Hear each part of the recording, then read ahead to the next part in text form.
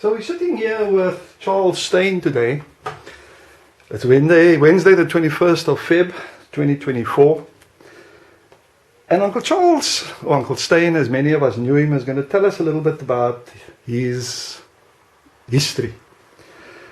So, Uncle, who were the oldest members of your family that you knew personally? Oldest members, my grandmother of my family. My grandfather had already passed away when I was a year old. So that was the oldest member that I knew, my grandmother. Names? Grandmother was Rosalind Rebecca Steyn. My grandfather was Charles James Herman Steyn. And my grandfather originally came from Greyton, and my grandmother from Genatendal. So she converted to the Anglican faith because she was Moravian. My grandfather was Anglican. Did your parents talk about any of their ancestors that you perhaps hadn't met when you were growing up? Yeah, I was reared by my grandmother, but my father mostly taught in the country, and so I didn't really have much contact, only during holiday time. But my grandmother, who was a teacher, she told me everything that I needed to know about my ancestry. Did anyone who wasn't related to you or in your family live with you when you were a child? Yes, we had an old pensioner Dutchman who lived with us for many, many years. He had lost his wife when she gave birth, and he became sort of a recluse and then stayed with us for many years until he passed on. And where did you grow up? Where did you, primary school, high school? I grew up in District 6, and in that time my childhood was a very pleasant experience because, as I said, my grandfather was an electrician.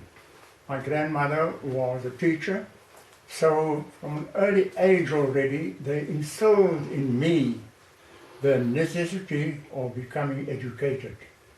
My grandfather at that time used to sit with a newspaper, and his nickname was the Black Englishman. Okay? So my grandmother was a very strict lady, and she taught me everything I needed to know, and the fundamentals of life and being respectful to others, because we had a close-knit community, whether you were Muslim or Christian or Jew or Indian, and we interacted and we had a lovely communal relationship.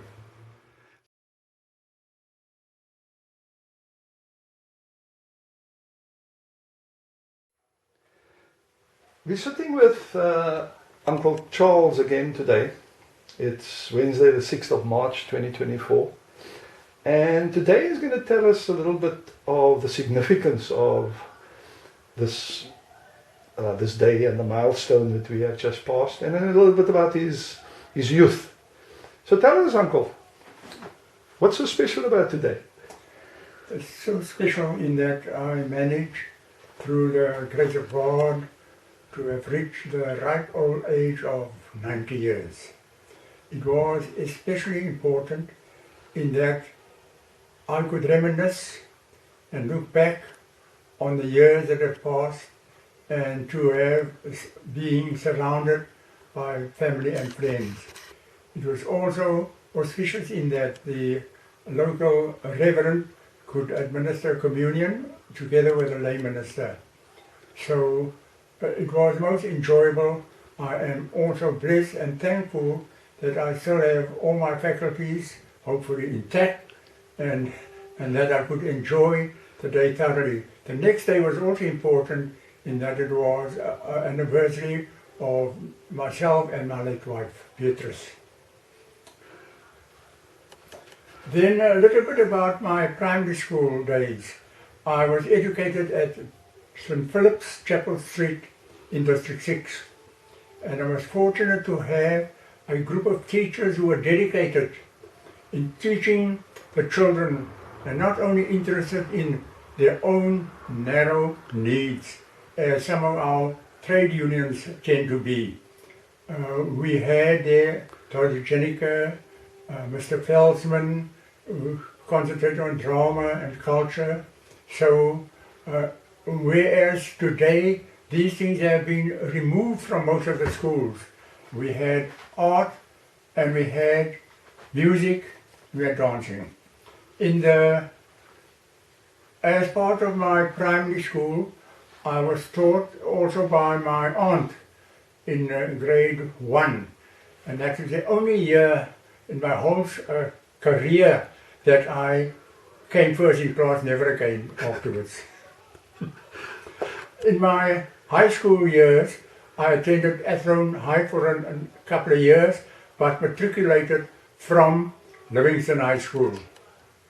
That was in 1952, I'm not quite sure of the date there, but we also had a very good set of teachers who were politically aware, and such names as Oliver Taha and Frank Grammer.